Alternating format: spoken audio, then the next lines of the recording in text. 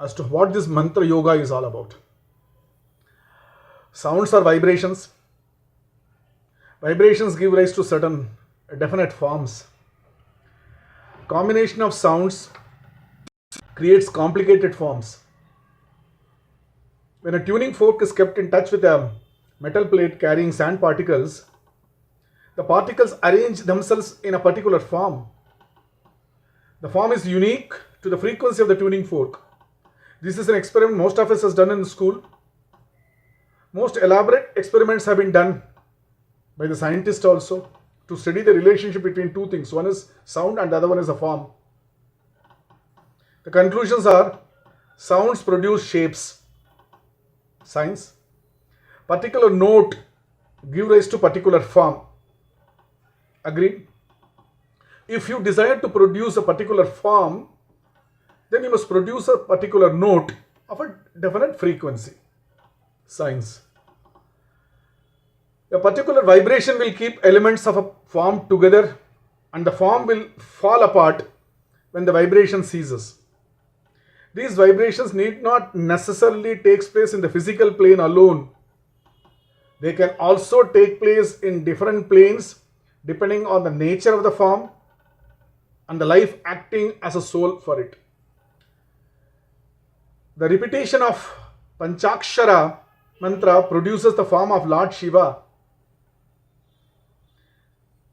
The repetition of Ashtashtara produces a particular form of Lord Narayan.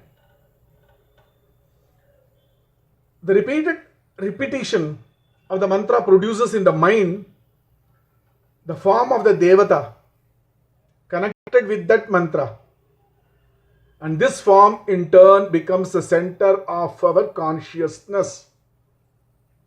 If vibrations is related to both form and consciousness, then we can use vibrations to do two things. Use vibrations to produce different kinds of natural phenomena, bring about changes in our consciousness. That's precisely what mantra is all about. How are mantras constructed? Mantra is essentially sounds can be represented by alphabets of a language, Sanskrit.